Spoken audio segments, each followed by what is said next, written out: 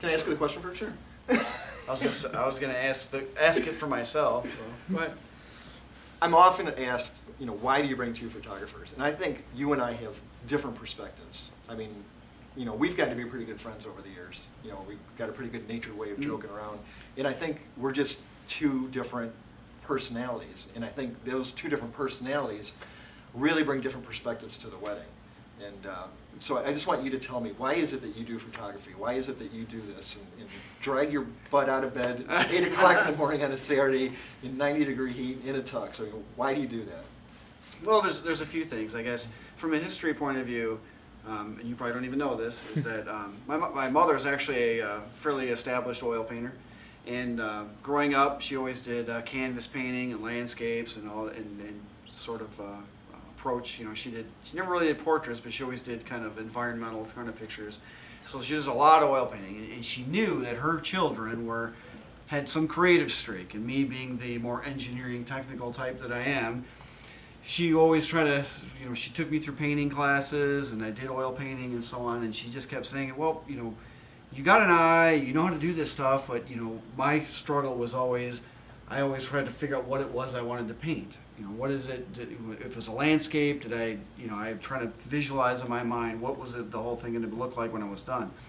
So she taught me that, well, what many painters do is they go out and take pictures. They go out and they'll take some, they call them studies, right? So they'll take pictures of some landscaping and some sunsets and some trees and kind of line them all up in front of them, and then they try to come up with a final painting from that. In my case, me being the efficient engineering technical type, I'm like, why don't I just take a picture of what I want it to look like in the first place, and then I could recreate it in painting. I can see that. so then I found out that when I started taking the pictures of these studies, that I'm like, this is a lot more fun, and the oil painting and everything is cool, but it was much more gratifying to me to be able to take the photographs and set them up and get the right lighting and just capture the way I wanted this. I saw it in my mind. And then I had it, I'm like, well, I'm done. Why bother painting it, right? So then I'm sure she was happy about that, but in that case, I found that I enjoyed photography even more. So then, since then, what drives me even more now is that, so now you got the photography angle, and that's kind of a reason why to go down the path of actually, using photography as an artistic medium versus something else.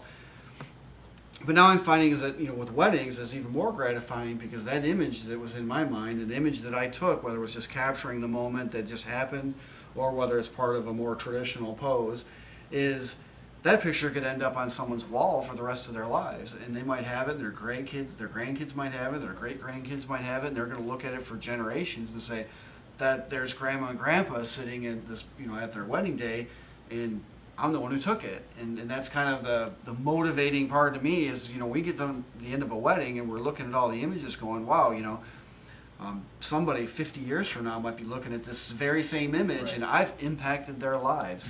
Yeah. So now how about you? What gets you up in the morning at 8 o'clock on a 95-degree day and wants to go tackle the wedding of the day? Yeah. By the way, that was a long story, but quite well told. I said it, but then adding. You know what? Very similar to your situation. I don't have the oil painting mother, but I got a little brownie Hawkeye camera when I was a kid. Is it right over there? Yeah, it's up on the wall over there. Don't throw it. And it only shot black and white film. My dad gave it to me, went on vacation, so we're traveling out west, and I went out and I took a picture of a river. And,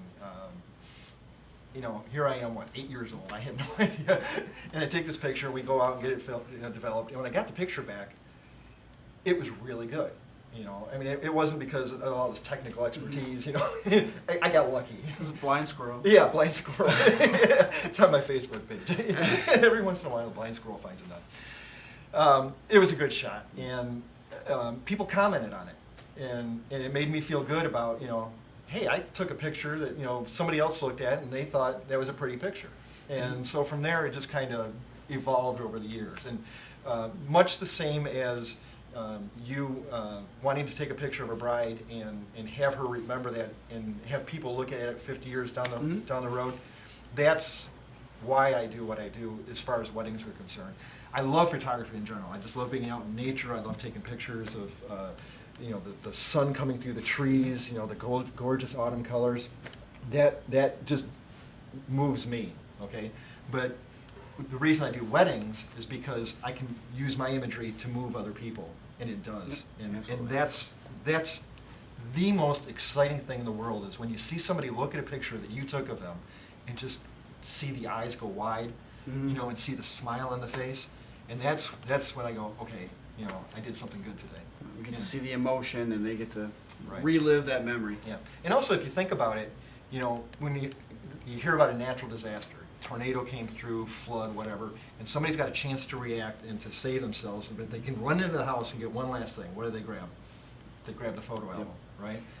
Why? Because photos are our memories. It's our collective memory. It's part of our soul, really, and it's really my job as a photographer is to make sure that when I go to a wedding, I'm capturing the spirit of that event, so that years down the road, when somebody goes back and looks at that wedding album, it moves them. It's not just a chronology or a lineup of who was there.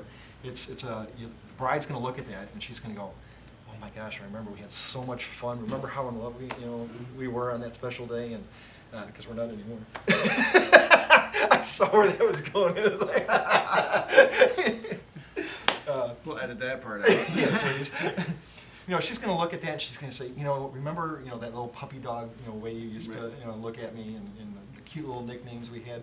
And it's just going to help them remember that entire time of their lives because they're never going to have this moment again. So it's our job as a professional to get in there and to make sure that we capture it.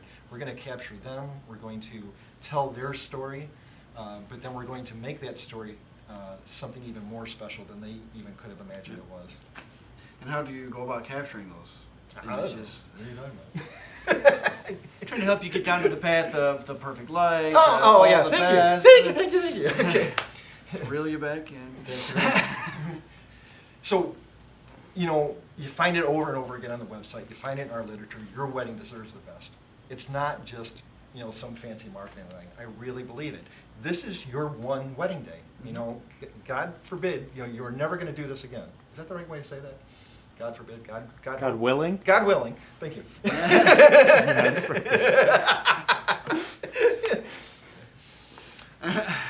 Anyway, What was I saying? so you look over and over on our website and all our marketing. Yeah.